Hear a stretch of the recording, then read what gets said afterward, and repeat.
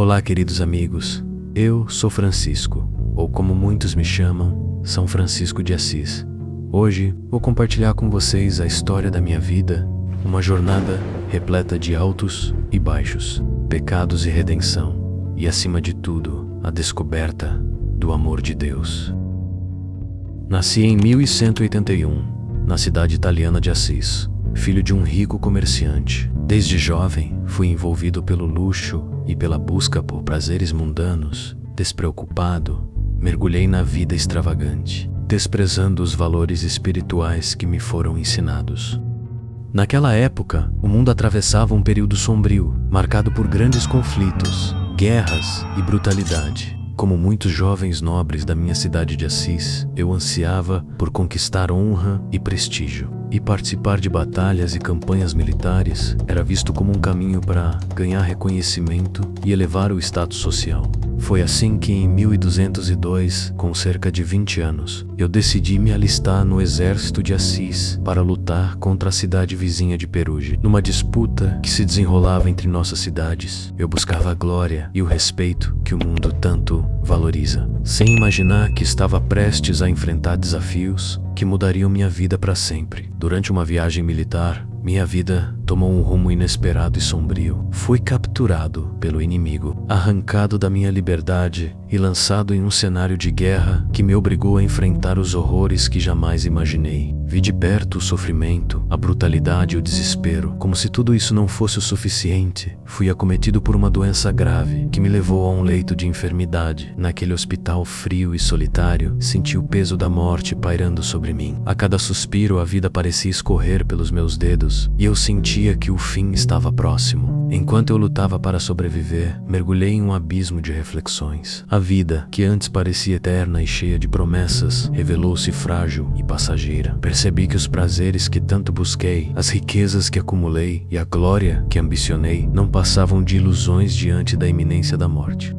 Foi então, nesse momento de desespero e solidão, que ouvi a voz de Deus, suave mas firme, me chamando. Deus tinha um plano para mim, um caminho que eu jamais teria escolhido por conta própria. E foi através da dor e do sofrimento que comecei a entender meu verdadeiro propósito. O tempo foi passando.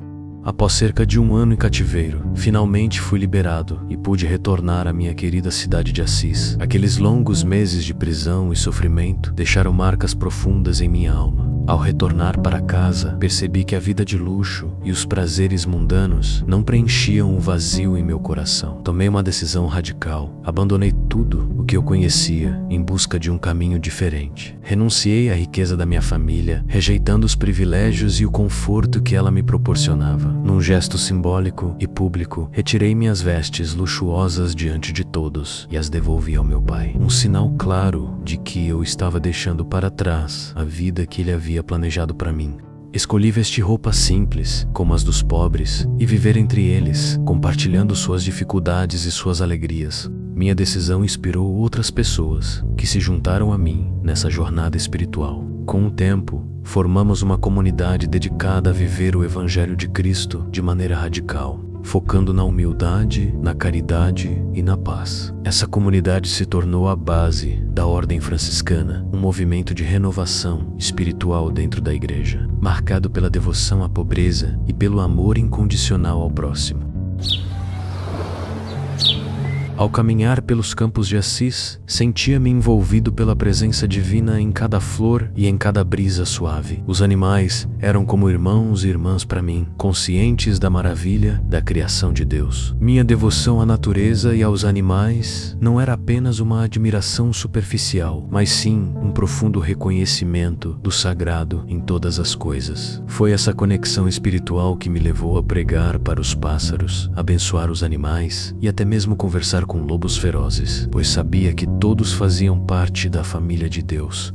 Houve um tempo em que a cidade vizinha de Gubbio estava aterrorizada por um lobo feroz que atacava tanto os animais quanto as pessoas. Em vez de ceder ao medo que consumia os moradores, decidi ir ao encontro do lobo. Sentia, no fundo de meu coração, que o lobo não era nosso inimigo, mas sim uma criatura de Deus, movida pela fome e pelo desespero. Quando encontrei o lobo, aproximei-me dele com calma e falei-lhe com ternura, como faria com um irmão. Disse-lhe: Irmão lobo, entendo a tua fome e a tua dor, mas o que estás a fazer está causando medo e sofrimento. Se prometes não mais atacar o povo de Gubo, eu te prometo que serás alimentado e cuidado. E assim, o lobo, com um olhar que parecia cheio de compreensão e arrependimento, baixou a cabeça e aceitou o acordo. Voltei para a cidade e falei com os habitantes, pedindo-lhes que mostrassem compaixão e alimentassem o lobo. Eles concordaram, e desde então, o lobo viveu pacificamente entre eles, como um amigo. Continuei minha jornada pelo mundo, de cidade em cidade levando os ensinamentos de Cristo. Enfrentei muitas provações pelo caminho, e as enfermidades voltaram a me assolar. Contudo, em cada uma delas, encontrei uma lição que me aproximou ainda mais de Deus.